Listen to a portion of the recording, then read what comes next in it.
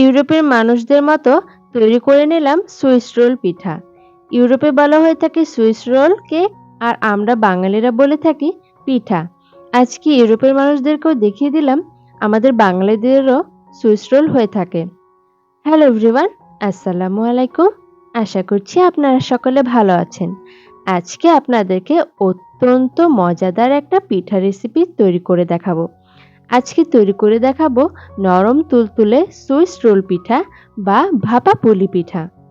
আমরা কিন্তু পুলি পিঠা কম বেশি সকলেই খেয়ে থাকি, তবে এইভাবে পুলি পিঠাটা তৈরি করলে আপনার সময় কিন্তু অনেকটাই বেঁচে যাবে, আর অন্যরকম ইউনিক একটা শেপেরও পিঠা পাবেন। তো চলুন আজকের এই সুইস রোল পুলি পিঠাটা দেখে নেওয়া যাক।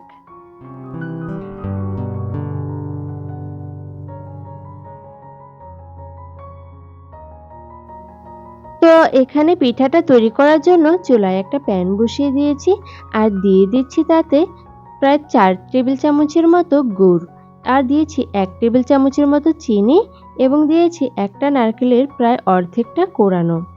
তো এই সবগুলো উপকরণ দিয়ে আমি ভালোভাবে নেড়েচেড়ে একটা মিশ্রণ তৈরি করে নেব। আমি এই পুরটা তৈরি করব সম্পূর্ণ নিজস্বভাবে। আপনারা চাইলে আপনাদের মতো উপকরণ দিয়ে পুরটা তৈরি করে নিতে পারেন। এখানে আমি প্রায় হাফ কাপের মতো তিল নিয়ে নিয়েছি। তিলটা দিলে কিন্তু এই পিঠাটা খেতে ভালো লাগে। যখন প্রতিটা বাইটে বাইটে তিলটা কামড় পড়ে, তখন কিন্তু অন্যরকম একটা স্বাদ লাগে। তাই তিলটা আমি ব্যবহার করছি। তিলটা দিয়ে ভালোভাবে নেড়েচেড়ে এই মিশ্রণটাকে তৈরি করে নিতে হবে। আর এখানে আমি স্বাদটা বাড়ানোর জন্য দিয়ে দিচ্ছি হাফ কাপের মতো গুঁড়ো দুধ। গুঁড়ো দুধ দিলে কিন্তু এই পিঠার স্বাদটা আরও অনেকটা বেড়ে যায়। আপনারা কিন্তু এখানে চাইলে তাজা নারকেলের পরিবর্তে প্যাকেটে কেনা নারকেলটাও ব্যবহার করতে পারেন, যদি হাতের কাছে নারকেল না থাকে। তো এইভাবে ভালোভাবে নেড়েচেড়ে আমি একটা আঠালো ডো তৈরি করে নেব। ভেতরের পুরোটা তৈরি হয়ে গেলে এবার আমি রুটির খামিরটা তৈরি করতে চলে আসলাম। সুইস রোল পিঠা বানানোর জন্য প্রথমে আমি একটা প্যানে দিয়ে দিয়েছি 2 কাপ পানি। এতে দিয়েছি সামান্য পরিমাণে লবণ। পানিটা ফুটে আসলে তাতে আমি দিয়ে দিচ্ছি এখানে চালের গুঁড়ি। আমি আজকে এখানে প্রায় আধা কেজি মতো চালের গুঁড়ি ব্যবহার করছি। আর যতটুকু লাগে ততটুকু ব্যবহার করব, বাকিটা দিয়ে আমি অন্য কিছু তৈরি করে নেব। তো এখানে চালের গুঁড়িটাকে আমি ভালোভাবে চামচের সাহায্যে নেড়েচেড়ে পানির সাথে মিশিয়ে একটা ডো তৈরি করে নিচ্ছি। চালের গুঁড়িটা ভালোভাবে ডো তৈরি করে নেওয়া হয়ে গেলে আমি গুঁড়িটাকে নামিয়ে নিচ্ছি। কিছুটা সময় ঠান্ডা হতে দিয়েছি।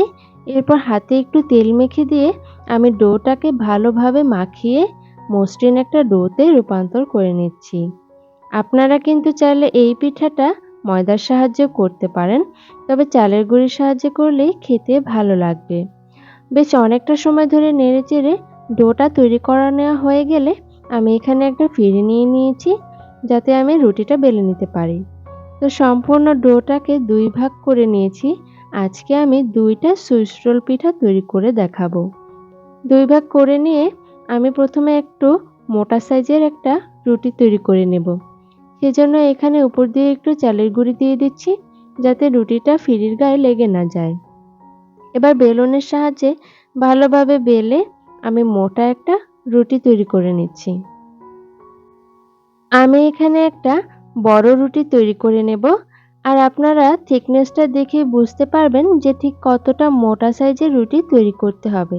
এটি বেশি মোটাও করা যাবে না, আবার নরমাল যে ধরনের রুটি আমরা খেয়ে থাকি সেরকম পাতলাও করা যাবে না। আপনারা নিশ্চয়ই দেখে বুঝতে পারছেন এর থিকনেসটা ঠিক কতটা রয়েছে। একইভাবে কিন্তু আমি আরও একটা রুটি বেলে নেব। আজকে আমি যতটুকু পরিমাণে চালের গুঁড়ি ব্যবহার করেছি তাতে আমার ঠিক 2টো রুটি হয়েছে।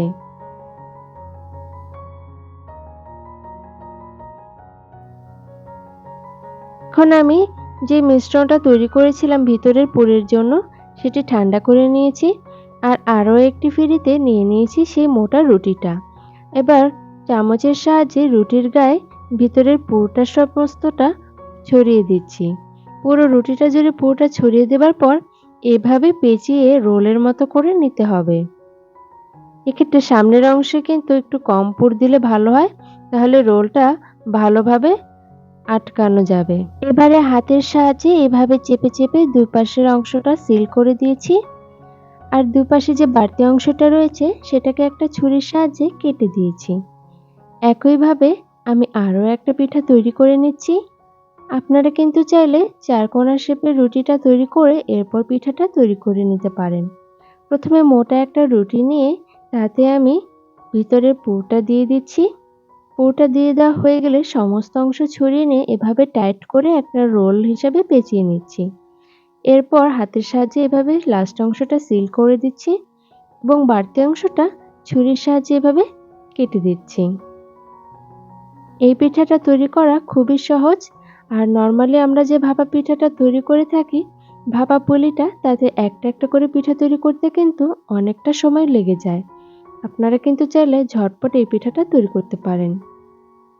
পিঠাটা তৈরি করার জন্য চুলায় একটা হাঁড়ি বসিয়ে দিয়েছি, তাতে দিয়েছি বেশ কিছুটা পরিমাণে পানি। পানিটা গরম হয়ে আসলে এবারে উপরে আমি এরকম ছাঁকনির মতো একটা পাত্র দিয়ে দিচ্ছি। পাত্রটার উপরে আমি দিয়ে দিচ্ছি পরিষ্কার একটা কাপড়ের টুকরা। ঠিক যেভাবে মোমো তৈরি করে থাকেন একই প্রসেসে পিঠাটাও তৈরি করে নিতে পারেন। তো কাপড়ের টুকরাটার উপরে আমি সেই তৈরি করে রাখা পিঠাগুলোকে দিয়ে দিচ্ছি। এবার ঢাকনা দিয়ে আমি ভাপে রেখে দেব 18 থেকে 20 মিনিট। 18-20 মিনিটের পর পিঠাটা একদম তৈরি হয়ে গিয়েছে। দেখতে পাচ্ছেন পিঠাটা তৈরি হয়ে গিয়েছে। এবার আমি একটা ছুরির সাহায্যে পিঠাটাকে টুকরো করে কেটে নেব। ইউরোপ আমেরিকাতে তো সুইস রোল অনেক বেশি খেয়েছেন, তবে আজকে ইউরোপ আমেরিকার আদলে তৈরি করে নিচ্ছি বাঙালি সুইস রোল, বাঙালির ভাপা পুলি পিঠা। ছুরির সাহায্যে এভাবে আলতো করে পিঠাটাকে কেটে নিতে হবে। দেখতেই পাচ্ছেন কত সুন্দর একটা ডিজাইন হয়ে গিয়েছে ভিতরে থেকে। হাতের কাছে থাকা মাত্র 3টি উপকরণে 10 মিনিটেই তৈরি করে নিতে পারেন এই সুইস রোল বা ভাপা পুলি পিঠা। নরম তুলতুলে, খেতে অনেকটা মিষ্টি ও মজাদার। যারা অনেক সময় ব্যয় হওয়ার ভয়ে পিঠা তৈরি করতে চান না, তারা কিন্তু চাইলে আজকের এই রেসিপিটা ফলো করতে পারেন। আজকের এই রেসিপি ফলো করে একবার হলেও বাসায় এই পিঠাটি তৈরি করে দেখবেন। দেখবেন বাসার সকলে কিন্তু খুব মজা করে খাবে। আমার বাসার সকলে কিন্তু এই পিঠাটার প্রেমে পড়ে গিয়েছে। তাই আমি বলছি আপনারাও একবার হলেও তৈরি করে দেখুন। দেখুন কতটা সুন্দর হয়েছে আজকের এই পিঠাটা। আর তিল দেওয়ার কারণে কিন্তু পিঠাটার লুকটা আরো বেশি সুন্দর দেখাচ্ছে। আপনারা কিন্তু চাইলে তিল ছাড়াও শুধু নারকেল, গুড় আর চালের গুঁড়া দিয়ে পিঠাটা তৈরি করে নিতে পারেন। তো কেমন লাগলো আজকের রেসিপি অবশ্যই কমেন্ট করে জানাবেন। আল্লাহ হাফেজ।